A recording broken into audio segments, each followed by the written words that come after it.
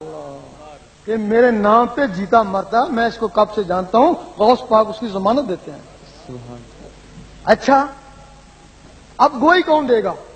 پھر جن دو درباروں پہ جایا کرتا تھا پھر وہ گواہی دیتے ہیں، پکا سننی ہم اس کو جانتے ہیں۔ واہ سبحان اللہ۔ اچھا پھر تصدیق کون کرے گا؟ پھر حضور پاک تصدیق کرتے ہیں، اللہ پھر حکم ہوتا ہے کہ اس کا قلب جاری ہو جائے۔ واہ پھر وہ کہتا ہے میں رات کو سویا ہوا تھا، میرے اندر سے اللہ اللہ کا شور شروع ہو گیا۔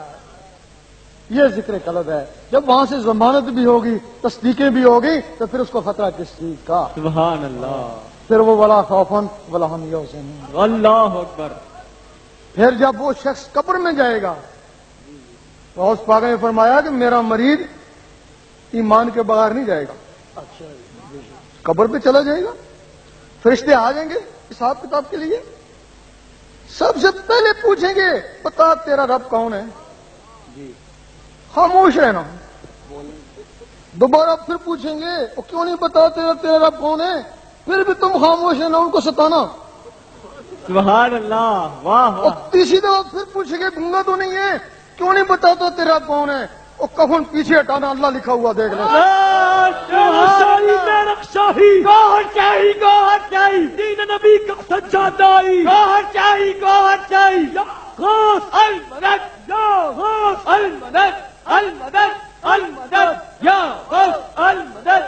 پھر کیا ضرورت ہے کہ وہ تم سے اگلا سوال پوچھیں؟ اوہ وہ کہیں گے تو جان تیرا اللہ جانے، السلام علیکم ہم تو جا رہے ہیں۔ سبحان اللہ۔ پھر کیا ہوگا؟ پھر ایک اور فرشتہ آ جائے گا، اس کا نام امان ہے۔ اب اس نے روح کو لے کے جانا اوپر، ان کے لکھے کے مطابق انہوں نے کچھ لکھا ہی کون نہیں، وہ کفن پہ لکھ کے جاتے ہیں ریمارکس، یہ فیل ہے یا پاس ہے، وہاں کچھ لکھا ہی نہیں۔ سبحان اللہ۔ وہ روح کو دیکھتے ہیں، لے جاتے ہیں اوپر، روح اللہ کے نور سے چمک رہی ہے، وہ سیدھے رضوان کے پاس لے جاتے ہیں، اس کو بحشت میں داخل کر۔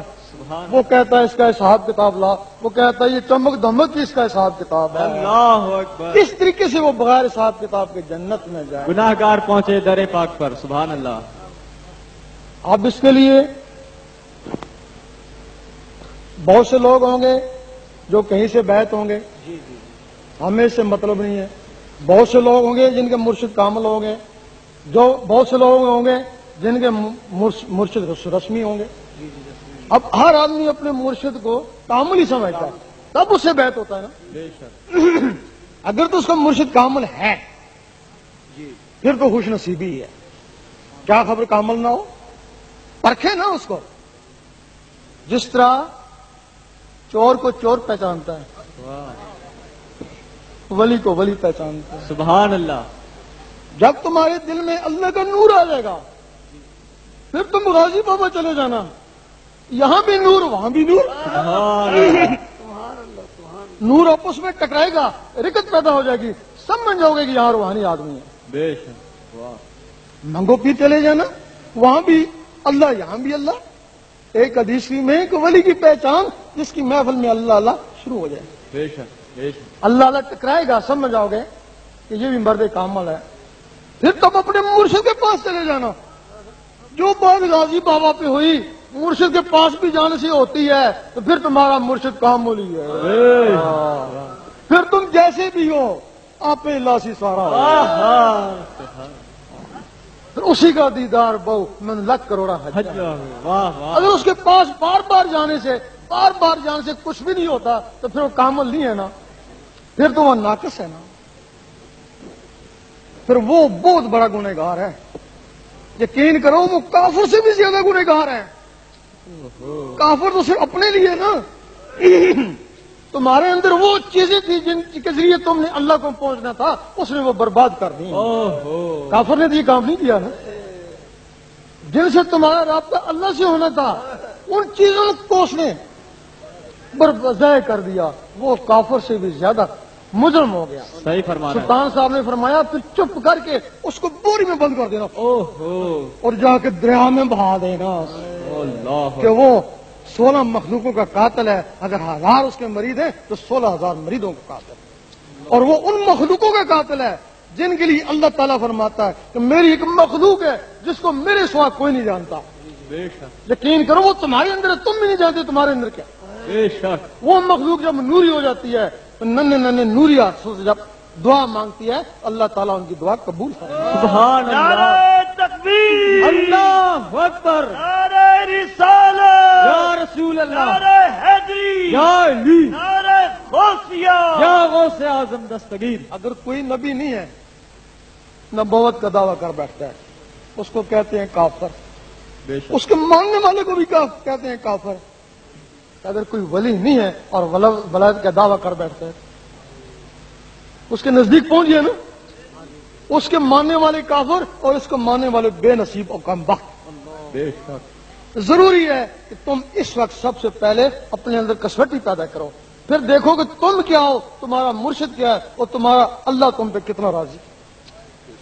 ہر آدمی کو یہ گمان ہے کہ اللہ تعالیٰ میرے پہ بڑا مہربان ہے، پوچھتے ہیں کیا حال ہے کہ بڑی اللہ کا کرم ہے، کیوں کار بنگلہ ہے، کرم نہیں تو اور کیا، آہا یہی کہتے ہیں انہوں صحیح اور فرمایا۔ دوسرے سے پوچھتے ہیں کیا حال ہے کہ بڑی کرم ہے، کیوں غریب خاندان سے تھا اتنا بڑا افسر بن گیا، کرم نہیں تو اور کیا، اور تیسرے سے پوچھتے ہیں کیا حال ہے کہ بڑی کرم ہے، کیوں اتنا بڈھا ہوں اتنی صحت ہے، کرم نہیں تو اور کیا۔ اللہ اور ہم کہتے ہیں اگر تم اس کو کرم سمجھتے ہو تو یہ چیزیں کافروں کے پاس ہیں، بے شک جو کافروں کو دی وہ تم کو دی، تمہارے پہ کیا کرم کیا؟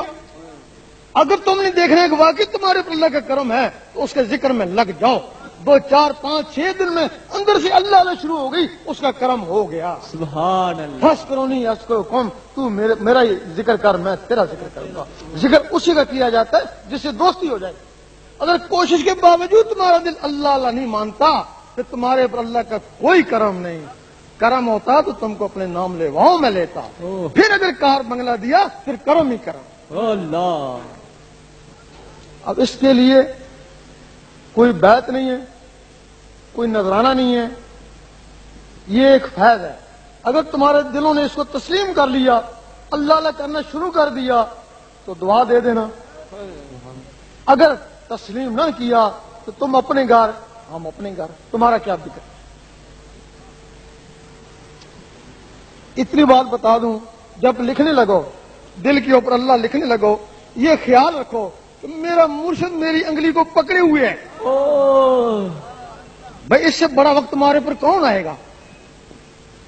اس وقت مرشد کو پکارو کہ میرا مرشد میری انگلی کو پکڑ کے میرے دل پہ اللہ لکھ رہا ہے، اس وقت تمہاری انگلی کے سامنے جو بھی آگے وہی تمہارا مرشد۔ سبحان اللہ تیرا شاہی میرا شاہی، گوہر شاہی گوہر شاہی دین نبی کا سچا دائی، گوہر شاہی گوہر شاہی۔ کیونکہ شخصیت کو پانا مقصد تو نہیں نا، مقصد تو اللہ کو پانا نا، کسی سے بھی مل جائے۔ اگر 2 آ جائیں انگلی کے پاس پھر دونوں سے فیض، دونوں مرشد، سبحان تمہیں عام سے مطلب ہے، ان سے کیا مطلب ہے؟ اب اس کے لیے جو لوگ ذکر لینا چاہتے